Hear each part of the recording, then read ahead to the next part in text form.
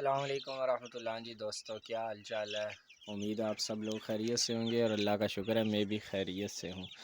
تو آج کی ویڈیو ہماری اس ٹاپک پر ہے کہ چوزے جو ہیں وہ ہیلدی کیسے ہوں، وہ جو مرنے والی ریشو ہے وہ کم ہو، چوزے جو ہیں وہ مرنے سے بچ جائیں، زیادہ سے زیادہ چوزے جو ہیں وہ تیار ہو جائیں، اس ٹاپک پر ویڈیو ہے۔ سب سے پہلے آپ تمام دوستوں سے گزارش ہے کہ ویڈیو کو لائک لازمی کریں اور چینل کو سبسکرائب کر دیں تاکہ ہمیں بھی تھوڑی سی سپورٹ مل جائے۔ تو دیکھیں یہ چوزے اس وقت جو ہے وہ آرام کر رہے ہیں، کچھ یہ برتنوں کے اندر دیکھیں آپ، ان کے لیے میں نے برائلر فیڈ ڈالی ہوئی ہے، ٹھیک ہے۔ آپ نے دوستو سب سے پہلے یہ کام کرنا ہے کہ جب چوزے نکلیں، چوزوں کو ایک تو گڑ والا پانی دینا ہے، دوسری بات یہ ہے کہ ان کو باجرہ وغیرہ یا گندم کا دلیا وغیرہ نہیں دینا۔ اس کی وجہ یہ ہے کہ اس سے ان کے پوٹے بند ہونا شروع ہو جاتے ہیں، ان کی جو جسمانی کمزوری ہے وہ پوری نہیں ہوتی، جس کی وجہ سے کبھی کوئی لنگڑا ہو جاتا ہے، کبھی کوئی پوٹے بند ہونے کی وجہ سے مر جاتا ہے، کبھی کسی کی ٹانگ ٹیڑھی ہو جاتی ہے، انگلیاں ٹیڑھی ہو جاتی ہیں، یہ ساری پھر بیماریاں ان کے، کسی کو لقبہ ہو جاتا ہے، یہ سب بیماریاں کمزوری کی وجہ سے آتی ہیں۔ یہ دیکھیں ایک جو ہے یہ میرے اوپر آ گیا ہے، یہ جیب کی تلاشی لینے لگ گیا ہے۔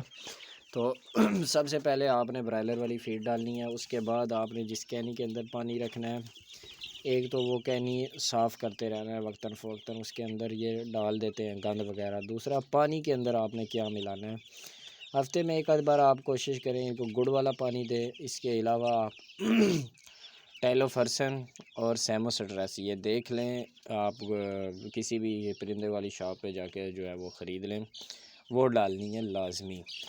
اور کبھی کبھی جو ہے وہ وٹامن ڈی بھی ڈال سکتے ہیں، اور ہفتے میں ایک آدھ بار آپ نے رانی کھیت کی گولیاں پانی میں بھگو کر صحیح طرح پانی میں مکس کر کے ان کو ڈالیں۔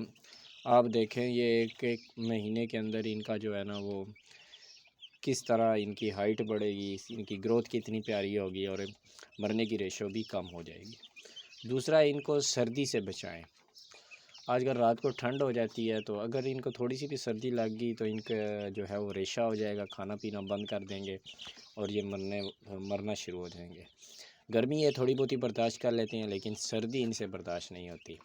یہ سارے آسٹر لاپ ہیں، یہ 100 چوزا ہے، اس کے علاوہ یہ ساتھ ہے کھڈلا بنا ہوا ہے، وہ بھی میں آپ کو دکھاتا ہوں، اس کے اندر 60-70 ہیں۔ اسی طرح کچھ مرغی ہیں، وہ پچھلے سیزن کی میں نے رکھی ہوئی ہیں۔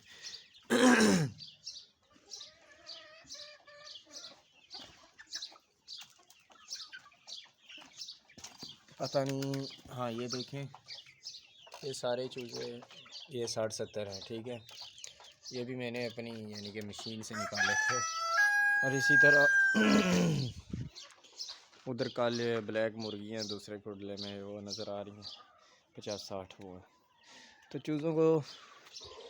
چوزوں کا خیال رکھنے کے لیے جو چیزیں میں نے بتائی ہیں وہ لازمی کریں، انشاءاللہ آپ کی مورٹیلٹی جو ہے وہ بہت کم ہوگی، انشاءاللہ آپ کے چوزے مریں گے نہیں۔ جزاک اللہ۔